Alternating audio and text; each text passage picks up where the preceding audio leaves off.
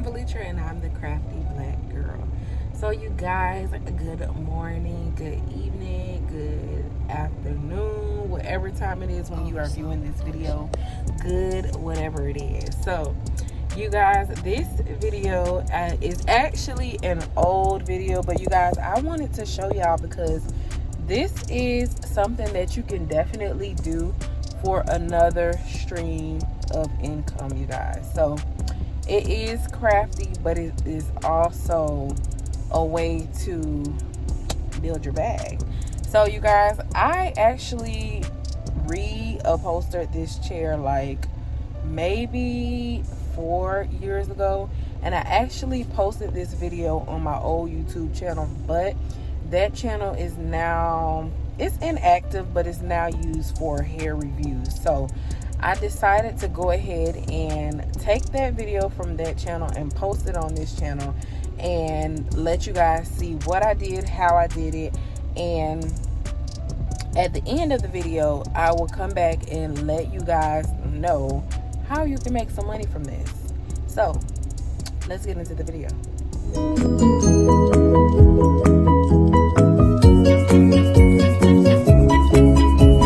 Thank you all so much for coming back. So as you can see, today is a DIY on this old chair that I found on the side of the road, and we are making a throne chair. It can also be a dupe for the Absalon Roche chairs that are all over Facebook, and they are just to die for. So I started out and I ripped the little seam covers off, and then I went ahead with some scissors and just cut through that fabric that was on there.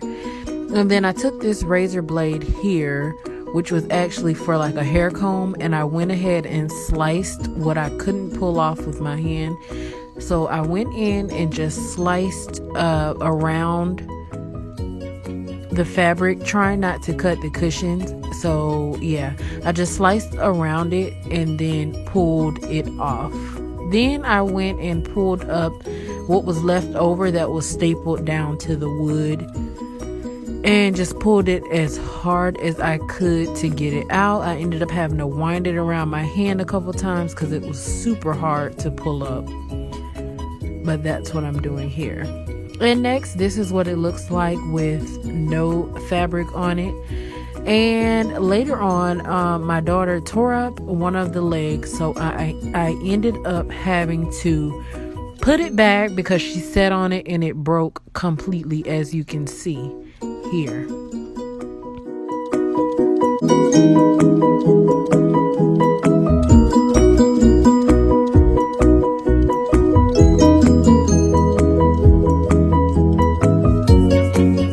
So once I repaired that leg, I went ahead with this metallic spray paint in gold, and I went ahead and sprayed the whole chair.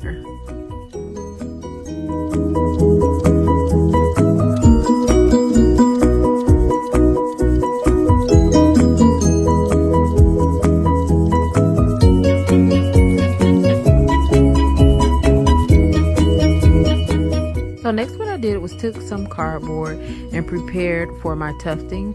I went ahead and drew out my diamond 6.5 to 5.5 across and cut that out, and then I went ahead and used that on the top cushion from the chair, and I marked the middle of it and placed my diamond. After I cut it out, I placed it down on there, and I just marked on all 4 corners and just spaced it out to make sure that once I put the markings down, it was centered, and that's where my buttons or whatever I would use would go, wherever the red markings, wherever they were.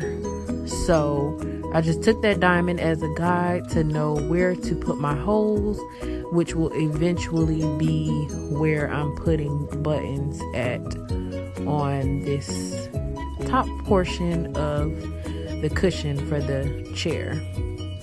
So what I'm using here, you can use a marker if you have one, but I mean, this is the only thing I had around, which was some e.l.f. lipstick that I didn't like, so I went ahead and just used it for that.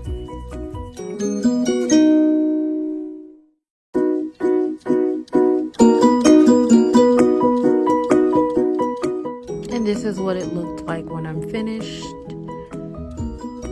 drawing out all of my dots.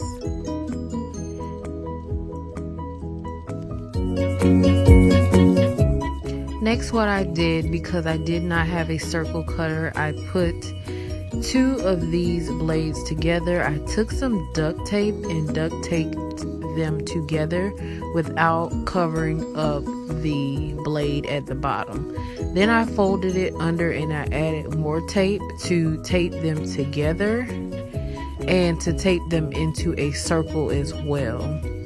So I made sure I padded it quite a bit just so that the blade wouldn't go through when I'm pushing it through.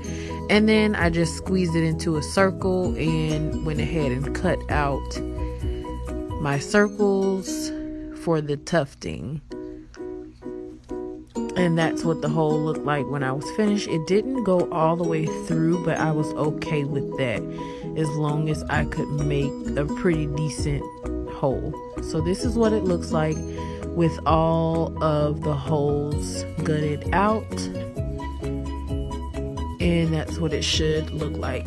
Next, I'm taking my fabric, which I used, okay, I don't remember. I'll put that in the description box, what I used, but I know that I bought about 4 yards and it was way too much for this chair. But yeah, so when I went ahead in with just regular needle and thread because I did not purchase an upholstery needle, which I should have. It would have made my job a lot easier. But I'm just using a regular hair needle for sewing in a weave and some pretty thick black thread, and I'm going in and pulling them through. And I use these popsicle sticks to secure the back. I actually used 2 per hole just so that the tuft would not come out once I finished. So I went ahead and crossed them, and then I twisted the thread around and around until I couldn't twist anymore, just tightening the front. And then I hot glued it, and I took the thread and just crisscrossed it around the popsicle sticks so they wouldn't be able to move and the tufting would not come undone later. And then I just glued the whole thing down. So this is what the back looks like with all of them completed. So next, this is what the front looks like with everything already tufted. And these are the gems I used. I got those from Walmart. They were probably about $2. And instead of sewing them in, I went ahead and used hot glue and just glued them in place. I also used pearl half studs, and those came from Dollar General.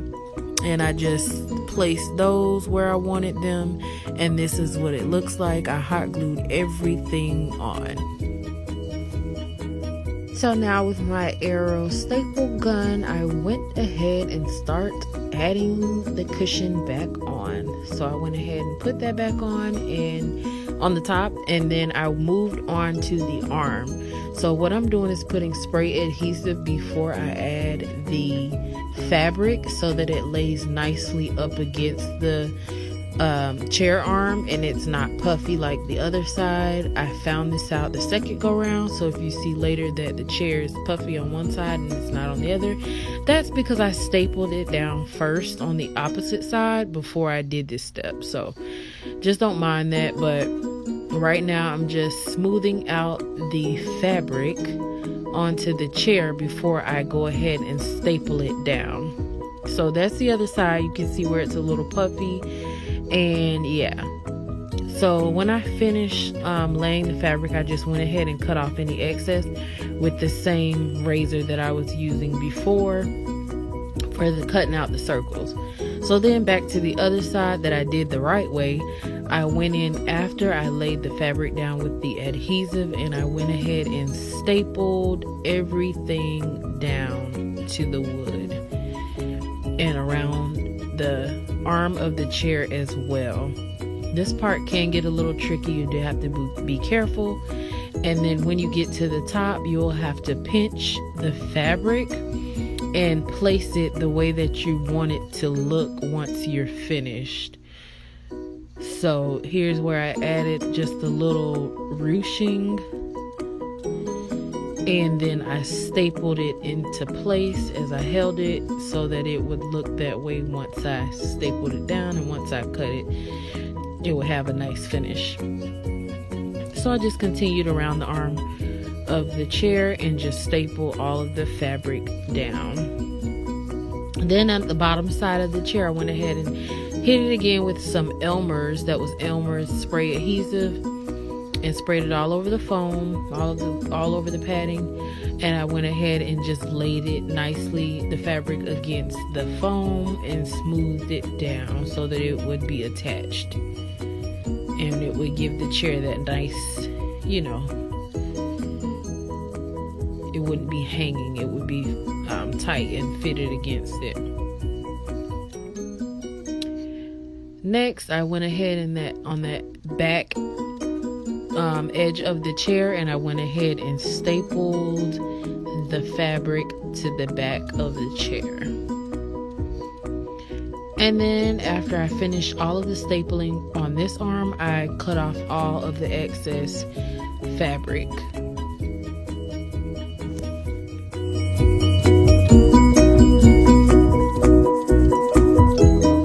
And now for the seat cushion, I just took the cushion out, re-measured it to see how much fabric I needed, and once I got the amount of fabric I needed, I cut it out and went ahead and stapled it to the back of the chair. This is the part that you won't see because the cushion is so large, but I stapled it down just to secure the fabric before I add the cushion, and that's what it looks like. So next, I went ahead and put the original cushion back underneath, back where it should be in the seat area, pushed it in and just made sure it fit.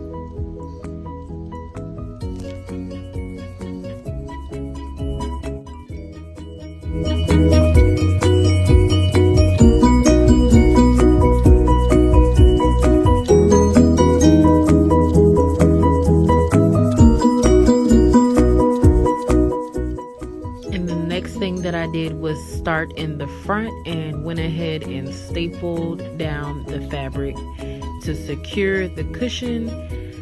One thing that I probably should have done is spray the spray adhesive on this as well so that the fabric would be attached to the cushion, but I didn't, so I just went ahead and just stapled it down, and that's what it looked like when I finished all of the stapling. So everything is in place. Now I went ahead and took this knife, just like a little X-Acto knife, and cut off all of the excess fabric that was sticking up. You don't have to get this absolutely perfect, but I mean, take off as much as you can, because later you will go back and you're gonna cover up all of the staples. So yeah, just cut off everything extra. Next, with my glue gun, I am going in with this like glitter ribbon thing. You can find this in Michael's in a big roll, but everywhere that I put staples, I went ahead and hot glued this over it. This I think it's some kind of gem ribbon, like it comes in a huge roll, and you can cut however many little squares you want. I cut them in rows of 2, as you can see, and I went ahead and just hot glued everywhere that there was a seam and added this diamond ribbon or whatever you want to call it. I added that in to cover up every staple and every seam on the chair.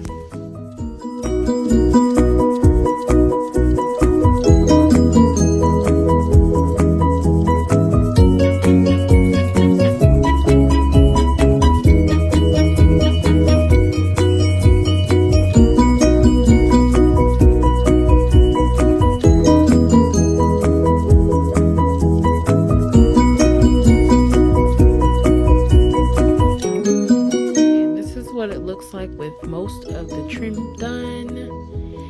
So just to recap, this is what it looked like before. Wooden old dirty chair, worn out, dead.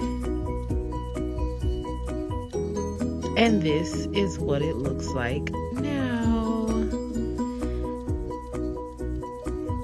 With all of the trimming and everything completed, this is what the chair looks like.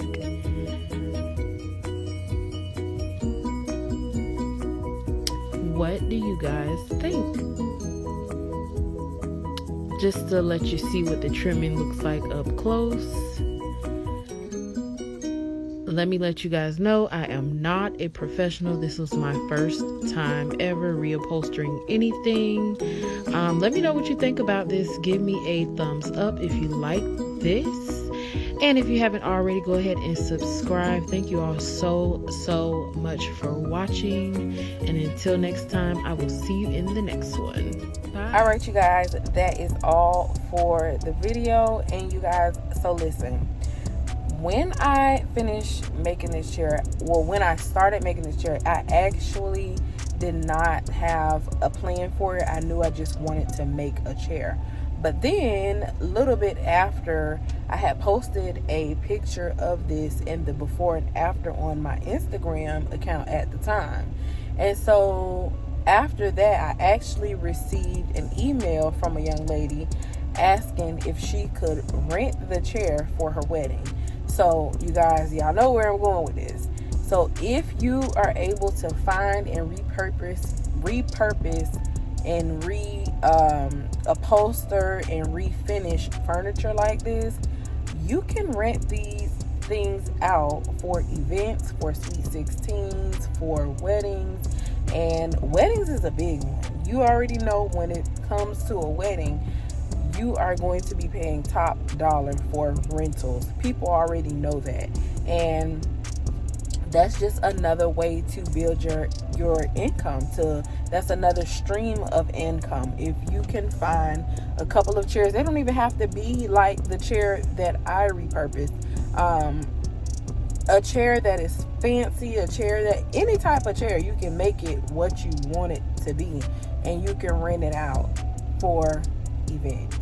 So yeah, I actually wish I still had this chair, you guys. I actually ended up moving and giving this chair away to somebody, an elderly lady. So hopefully she's still enjoying this chair. But I was so glad to find this chair on the side of the road, you guys. I think it was actually, yep, it actually was a smaller, just a one individual seat as well. And that one I never got to reupholster. I had it on my back porch because I didn't have much space in my house, and it ended up raining and destroying the wood. So I wasn't able to reupholster both of them. But the one that I did, I loved how it came out. And you guys, I just really wish I had more time. When I do have more time, that's another thing that I would love to do, is to upholster and redo furniture and things like that. And you can sell these, you can rent them out, but I find it that if you have the space to store them and rent them out, that's a greater thing, because it's reoccurring income for you. And you can just rent it out for however many hours and decide what do you want to charge per hour, and boom, there you go. So I hope you guys like this video. Leave me a comment down below. You guys, I have a couple more videos from that old channel that were crafting and repurposing and things like that. If y'all want to see them, let me know down below. I know most of you are here for gift baskets, but if you are interested in DIY, because that is one of the things that we're supposed to be doing on this channel, but that's not one of the things that I usually have a lot of time to do. So whenever I do have time to do it, that's when I go ahead and do DIYs. But the videos that are on my other channel that I'm going to transfer here, those are more DIY. Those are not gift basket videos. But if you guys are interested in those, just leave me a comment down below and let me know if you guys want to see those videos as well. So that's all for now, you guys. I've got to head to work now.